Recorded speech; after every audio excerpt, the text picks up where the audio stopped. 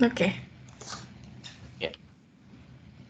Baik, salam kepada Bapak dan Ibu dosen, Ibu Dewi dan Pak Robi. Perkenalkan, kami dari kelompok 25, Yorangga Citra Rondati, NIM 1521711, Felisa Ifori, NIM 1521028, dan Royce Wahid, NIM 1521058. Kami akan membahas laporan kami terkait dengan evaluasi kinerja hijau Gedung GKU 1 Jatinangor. Next. Jadi ini ada beberapa cakupan pembahasannya. Next. Yang pertama ada pendahuluan. Jadi latar belakangnya mengapa kami melakukan penelitian ini. Yang pertama sebetulnya lingkungan binaan atau lingkungan bangunan harus memahami penggunanya dan juga harus memahami dampaknya terhadap lingkungan, dan beberapa cara untuk mengatasi hal tersebut bisa kita lakukan melalui green architecture, sustainable architecture, dan green building. Nah, maka dari itu tujuan kami yang pertama adalah untuk mengetahui kriteria bangunan hijau, khususnya pada indikator appropriate site development berdasarkan plan Greenship terkait bangunan tersebut. Yang kedua, mengetahui efisiensi penggunaan shading device pada bangunan menggunakan analisis diagram Sunpad. Yang ketiga, mengetahui nilai OTTV-nya menggunakan perhitungan OTTV. Yang keempat adalah mengetahui efisiensi terkait dengan penggunaan energi menggunakan perangkat lunak edge building. Next. Dan ini ada tinjauan umum bangunannya. Jadi kami membahas bangunan gedung GKU 1 ITB Jatinangor. Ini terletak di Sumedang, Jawa Barat. Dan gedung ini memiliki luas kotor sebesar 3.632 meter persegi dengan kapasitas 50 orang di lantai 3 dan dikelola oleh Direktorat Sarana dan Prasarana ITB. Lanjut. Kemudian ini ada program ruangnya, kira-kira ada ruang kelas, kantor, auditorium, musala, koridor, toilet, dan lainnya. Ini ada tampak secara umum 4 sisi. Kemudian lanjut. Ya.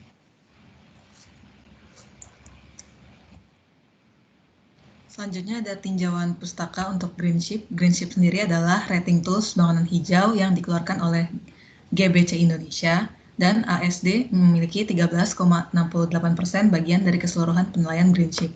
Di sini ada 9 rating tools. Selanjutnya, tinjauan pustaka untuk diagram Sunpad. Diagram Sunpad adalah gambaran akan pergerakan matahari di sky hemisphere yang digambarkan dalam proyek ortogonal. Pada laporan ini akan spesifik membahas perhitungan kebutuhan shading device, dan terdapat 3 jenis shading device, yaitu HSA, VSA, dan kombinasi. Selanjutnya untuk OTTV atau Overall Thermal Transfer Value adalah ukuran perolehan panas eksternal yang ditransmisikan melalui satuan luas selubung bangunan atau W per M kuadrat. Dan untuk perancangan dan terutama untuk jendela harus dilakukan secara hati-hati karena menghindari perolehan panas yang berlebihan melalui pengaturan orientasi, luas bukaan jendela, penentuan kaca, dan penggunaan peneduh eksternal. Dan OTTV untuk bangunan tidak boleh melebihi 45 watt per M kuadrat. Selanjutnya untuk edge building, Excellence in Design for Greater Efficiencies adalah platform bangunan hijau yang mencakup standar bangunan hijau, aplikasi perangkat lunak, dan program sertifikasi untuk lebih dari 150 negara. Dan untuk mencapai standar EDGE, sebuah bangunan harus menunjukkan pengurangan 20% energi operasional yang diproyeksikan konsumsi, penggunaan air, dan energi yang terkandung dalam materi dibandingkan dengan praktik lokal pada umumnya.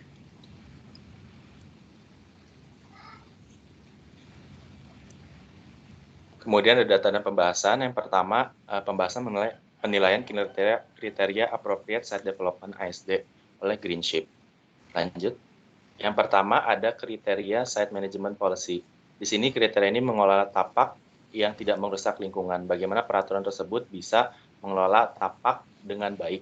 Nah, untuk kriteria ini kami tidak mengenai tidak dapat mendapatkan data mengenai surat pernyataan dan terkait dengan hal tersebut. Lanjut. Kemudian ada kriteria selanjutnya adalah Motor Vehicle Reduction Policy. Jadi ini kriteria membahas bagaimana sebuah bangunan dapat mengurangi penggunaan kendaraan bermotor. Nah, ini juga dalam bangunan GKU 1 Jatinangor, upaya tersebut masih belum dapat terlihat dengan jelas sebab di sini kita masih bisa lihat parkir motor masih didominasi oleh kendaraan bermotor dan juga tidak ditemukan penyediaan fasilitas parkir sepeda secara khusus atau alternatif lain seperti tidak terdapatnya halte pada gambar side plan atau di gerbang utama. Lanjut. Kemudian ada community accessibility. Hal ini membahas kriteria mengenai tingkat aksesibilitas sebuah bangunan terhadap sebuah komunitas atau individu untuk mencapai sebuah tempat. Pada tapak bangunan juga terdapat fasilitas umum ditemukan di sekelilingnya seperti masjid, lapangan olahraga, jogging track, dan sebagainya. Nah, kemudian jarak antara gerbang utama dengan lokasi ini sekitar 600 meter, namun kita tidak temukan fasilitas halte pada gerbang utama dan ataupun semacamnya, namun di sini masih didukung dengan tersedianya pedestrian yang menghubungkan pintu gerbang dengan lokasi bangunan. Selanjutnya, motor vehicle reduction merupakan kriteria yang bertujuan untuk mengurangi pemakaian kendaraan bermotor pribadi dan terdapat usaha terutama untuk menyediakan parkir sepeda.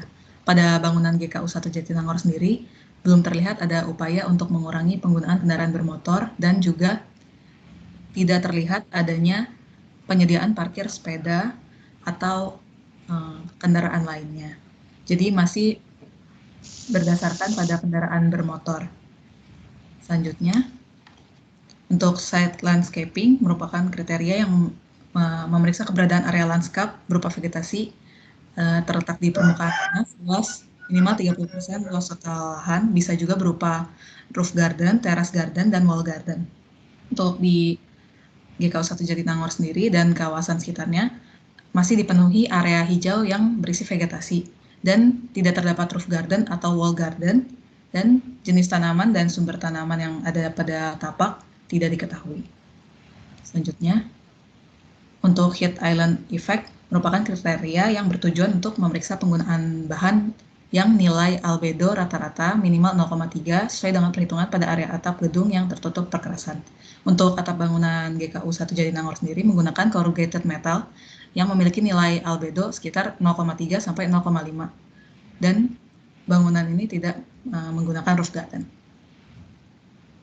Selanjutnya ada stormwater management, yaitu pengurangan beban volume limpasan air hujan. Namun pada bangunan ini tidak ditemukannya data. Lalu untuk site management juga memiliki dan menerapkan SPO pengendalian terhadap hama penyakit dan gulma tanaman itu juga tidak dapat ditemukan dalam data bangunan ini. Lalu yang terakhir adalah building neighborhood, yaitu yang pertama melakukan peningkatan kualitas hidup masyarakat, lalu membuka akses pejalan kaki, lalu mendedikasikan untuk kepentingan umum, dan yang terakhir adalah merevitalisasi bangunan cagar budaya. Lalu data yang ditemukan adalah terdapat musola dan WC umum yang dapat digunakan untuk pengunjung umum, lalu terdapat akses ke bangunan gedung kuliah umum yang ketiga tidak ditemukannya data, dan yang terakhir bukan merupakan bangunan cagar budaya. Selanjutnya adalah perhitungan shading device menggunakan diagram Sunpad. Ya. Jadi next, perhitungan terhadap analisis shading device yang dibutuhkan pada bangunan didasarkan pada waktu pukul 10 hingga 3 sore. Mengapa demikian? Karena di sini kami dapatkan data mengenai UV index forecast pada pukul 10 hingga sebelum pukul 10 hingga setelah pukul 4 itu indeks UV-nya masih dalam jangkauan hijau hingga kuning, sehingga itu masih dapat dikatakan aman jika mengenai langsung ke dalam bangunan. Kemudian untuk tiap-tiap tampak, ini yang pertama ada tampak timur laut atau tampak samping kiri. Next, di sini ada kondisi existing fasade timur laut atau tampak samping kiri. Jadi pada tampak samping kiri terdapat dua jenis tipe bukaan. Itu ada di lantai 1 dan di lantai 2 dengan 3. Berikut potongannya. Ini ada gambarnya di jendela 1 dan jendela 2. Kira-kira. Kemudian next ke slide jendela 1, di sini ada diagram sunpad dan perhitungannya pada jendela 1 dari fasade tersebut. Ini kami perhitungkan kesemuanya merupakan vertical shading angle, itu karena horizontal shading device di sini dirasa lebih dibutuhkan dan lebih efektif digunakan. Kemudian lanjut next ke jendela 2, ini diagram dari jendela 2, kira-kira seperti ini. Kemudian next ke analisis existing jendela 1. Analisis existing jendela 1 ini, balkonnya kami anggap, semua analisis nanti, balkon dianggap sebagai horizontal shading. Nah, berdasarkan perhitungan sunpad, dari existing, shading device tersebut dapat membayangi dari pukul 8 pagi. Nah, kami menganggap bahwa kurang memanfaatkan cahaya matahari jika shading terlalu panjang tersebut. Kemudian analisis existing jendela 2, balkon juga dianggap sebagai shading, kemudian dapat membayangi dari pukul 9 pagi. Next ke usulan. Di sini ada diagram usulannya, kami mendapatkan seperti ini. Kemudian next, kira-kira horizontal shading device yang optimal digunakan, sudut vertical shading angle-nya sebesar 60 derajat. Maka ini adalah alternatif-alternatif dari tampak yang pertama. Ini ada 3 tipe, kira-kira seperti ini. Kemudian next ke selanjutnya adalah tampak tenggara atau tampak depan. Next, jadi ini adalah kondisi existing-nya, fasad tenggara atau tampak depan. Di sini sebetulnya hanya ada satu tipe bukaan, hanya ada di lantai 2 dan lantai 3. Next, jadi ini ada diagram existing-nya. Kira-kira seperti ini kalau digambarkan horizontal shading device-nya terkait dengan ini adalah vertical shadow angle. Kemudian analisis existing-nya, kondisi ini balkon juga dianggap sebagai horizontal shading device dan kami menganggap juga ini masih kurang memanfaatkan cahaya matahari sebab itu masih terlalu panjang dirasa. Kemudian kami melakukan pemodelan alternatif. Next, ini adalah usulannya. Kira-kira seperti ini, sama menggunakan vertical shadow angle saja untuk mewadahi waktu tersebut. Kemudian next, ini adalah usulan shading device-nya. Jadi ada 3 juga. Ini kami dapatkan vertical shadow angle-nya sebesar 60 derajat yang optimal. Sehingga kami dapatkan 3 tipe usulan shading device. Kemudian selanjutnya, tampak barat daya atau tampak samping kanan. Next, jadi ini adalah kondisi existing dari fasade barat daya. Nah, pada tampak samping kanan atau tampak barat daya, itu ada 2 jenis tipe bukaan, kira-kira seperti ini, detailnya di jendela 1 dan jendela 2. Kemudian ada pad diagram di jendela 1, ini ada gambar slide pad diagramnya, kira-kira seperti ini, terkait dengan kondisi existing-nya. Kemudian ini ada next, jendela 2, solar pad-nya kira-kira seperti ini. Kemudian di analisis existing jendela 1. Di sini ada analisisnya. Yang pertama, kondisi existing, balkonnya juga semua dianggap shading device. Kemudian membayangi bukaan, dapat membayangi hingga pukul 3 atau lebih bahkan. Kemudian besaran sudut derajatnya ini kami rasa masih bisa diperbesar sudutnya, sudut VSA-nya. Kemudian analisis existing jendela 2, ini balkon juga dianggap sebagai shading device. Kemudian berdasarkan analisis existing ini masih dapat membayangi hingga pukul 2 atau pukul 2 sampai 3. Nah, namun pukul 2 hingga pukul 3 ini masih fluktuatif, jadi dia masih tidak mendapatkan sun shading kalau di existing-nya. Nah, maka dari itu kami melakukan usulan untuk jendela 1, ini ada gambar solar pad dari usulan jendela 1-nya, seperti ini kira-kira. Kemudian next, usulan jendela 2, solar pad diagramnya kira-kira seperti ini. Dan next, ini ada usulan beberapa tipe. Jadi untuk jendela 1. Jendela 1 ini kami menganggap bahwa vertical shadow angle-nya paling optimal sebesar 40 derajat. Dan kira-kira begini usulannya. Kemudian next, ini ada usulan shading device jendela 2. Kami juga menganggap bahwa sudut VSA-nya paling optimal sebesar 40 derajat. Dan kira-kira usulannya juga mirip-mirip seperti ini. Kemudian next, kita ke tampak barat laut atau tampak belakang. Next, jadi ini ada kondisi existing fasade barat laut atau tampak belakang. Nah, jadi kita ada 2 tipe bukaan juga. Dan kira-kira seperti ini detailnya. Dan next, ini adalah solar pad dari jendela 1. Existing. Kira-kira seperti ini. Jendela 2 solar pad-nya kira-kira seperti ini. Dan analisisnya next, analisis existing jendela 1, ini shading device dapat membayangi bukaan sampai pukul 3. Kemudian di existing jendela 2, kita mengetahui berdasarkan analisis, ini belum memenuhi dapat membayangi seluruh bukaan. Kalau dilihat gitu. Kemudian next, ini ada usulannya. Usulannya kira-kira seperti ini diagramnya. Kemudian next, jadi usulan shading device dan desainnya pada tampak ini memiliki paling optimal pada vertical shadow angle sebesar 40 derajat. Nah, dengan catatan memang waktu-waktu tertentu masih tidak dapat terbayangi, namun hanya sedikit sekali. Dan kira-kira tipe-tipe dari usulan alternatifnya seperti ini. Baik, next. Selanjutnya adalah perhitungan OTTV. Untuk perhitungan OTTV dibagi menjadi 4 berdasarkan arah orientasi sesuai muka bangunan, yaitu timur laut, tenggara, barat daya, dan barat laut. Konstruksi dinding menggunakan dinding bata dan berwarna putih, dan bukaan terdapat 2 jenis bukaan dengan single glaze clear. Dan OTTV untuk bangunan tidak boleh melebihi 45 watt per m². Selanjutnya, ini merupakan orientasi timur laut dan perhitungannya. Selanjutnya, didapatkan bahwa OTTV untuk orientasi timur laut 34,04 watt per m², dan memenuhi nilai OTTV. Selanjutnya, untuk orientasi tenggara, berikut perhitungannya. Selanjutnya, untuk OTTV tenggara 19,06 watt per m², dan masih memenuhi nilai OTTV.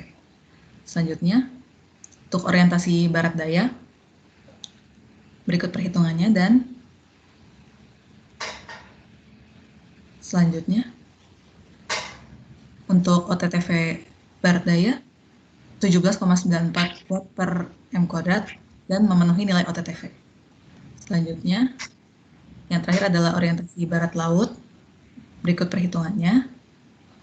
Selanjutnya, untuk nilai OTTV barat laut adalah 23,97 watt per m², dan juga memenuhi nilai OTTV. Selanjutnya, untuk rangkuman keseluruhan, total keseluruhannya untuk nilai OTTV keseluruhan 23,86 watt per m², dan memenuhi untuk persyaratan nilai OTTV. Selanjutnya adalah perhitungan dengan aplikasi H. Yang pertama adalah nilai efisiensi energi. Pada bagian perhitungan nilai efisiensi energi, bangunan GKU 1 Jatinangor memenuhi standar H Advance dengan nilai penghematan energi sebesar 56,41%. Hal ini dicapai melalui strategi desain, yaitu pengurangan window to wall ratio, penggunaan external shading device, penggunaan ventilasi alami, dan untuk koridor dan juga ruang kelas. Selanjutnya adalah nilai efisiensi penggunaan air. Pada bangunan ini tidak memenuhi standar H dengan nilai 0% karena bangunan ini tidak menerapkan langkah penghematan air. Yang ketiga adalah nilai efisiensi material. Bangunan GKU Jatinangor ini tidak memenuhi standar H dan berada di bawah standar yang ditetapkan, yaitu sebesar minus 10,41%. Hal ini disebabkan karena penggunaan material dinding yang memiliki nilai embodied energy yang lebih tinggi dari rata-rata. Material bata plaster memiliki embodied energy yaitu 2,5 mg per kilo untuk bata, juga 5,6 mg per kilo untuk semen. Lalu nilai keseluruhannya dapat dilihat pada rangkuman berikut ini. Terakhir adalah kesimpulan dan saran. Yang pertama, Greenship untuk appropriate site development. Berdasarkan penilaian terhadap kriteria Greenship, terkhususnya pada ASD, ditemukan beberapa kriteria yang sudah terpenuhi dan tidak terpenuhi. Beberapa kriteria yang telah dipenuhi adalah tersedianya akses pedestrian, penggunaan material atap, dan terdapat vegetasi di sekitar lokasi. Untuk bangunan GKU 1 Jatinangor dapat menambahkan beberapa fasilitas yang dapat mendorong pengurangan penggunaan kendaraan bermotor seperti penyediaan parkir sepeda, halte, dan kendaraan feeder yang dapat mengangkut pengguna dari pintu utama, asrama, maupun berbagai akses masuk menuju bangunan. Lalu untuk kriteria terkait administrasi masih belum dapat ditentukan pada laporan ini, karena data yang tersedia tidak mendukung. Lalu untuk diagram sunpad, berdasarkan perhitungan shading device pada kondisi existing menggunakan diagram SolarPad, beberapa shading device dirasa belum memenuhi standar yang sesuai, sehingga terdapat beberapa perhitungan usulan shading device yang sesuai. Usulan shading device yang dimaksudkan ini untuk mencari efisiensi pada penggunaan shading device. Kondisi existing dirasa terlalu lebar karena shading device ini juga berfungsi sebagai koridor. Beberapa usulan yang mungkin dapat bersifat kontekstual bergantung pada kebutuhan lainnya, seperti kebutuhan akan peneduh pada koridor, kebutuhan akses visual dari ruangan kelas, dan kebutuhan akan estetika dan kebutuhan biaya. Selanjutnya adalah OTTV Calculation Tools. Berdasarkan penilaian OTTV, GKU 1 Jatinangor ini telah memenuhi persyaratan nilai OTTV, yaitu sebesar OTTV pada bangunan ini sebesar 23,86 watt per meter persegi, yang memenuhi tidak melebihi dari 45 watt per meter persegi. Nilai OTTV ini dipengaruhi oleh pengaturan orientasi, luas bukaan jendela, balkon sebagai shading horizontal, dan juga GKU Jatinangor ini berorientasi ke tenggara, barat daya, barat laut, dan timur laut, sehingga matahari tidak langsung tegak lurus mengenai dan masuk ke bangunan. Yang terakhir adalah Edge Building. Berdasarkan hasil perhitungan dengan Edge Building, GKU 1 Jatinangor belum memenuhi standar hijau yang ditetapkan oleh Edge Building. Gedung ini mampu melakukan penghematan energi sebesar 56,41%, namun untuk penghematan air dan material belum memenuhi standar yang ditentukan. Untuk memenuhi kriteria yang lain, gedung ini dapat meningkatkan nilai penghematan air dengan cara mengadakan instalasi untuk rainwater harvesting, pengolahan black water atau grey water, dan penggunaan pemilihan furniture toilet yang memiliki sistem penghematan air yang telah diprogram. Sementara untuk penghematan material, bangunan dapat menggunakan material yang memiliki embodied energy yang lebih rendah dan memperhatikan lokasi pembelian barang atau penggunaan material lokal sehingga dapat mengurangi embodied energy dalam transportasi. Berikut adalah daftar pustaka yang kami gunakan. Sekian presentasi dari kelompok kami. Lebih kurangnya mohon maaf. Terima kasih.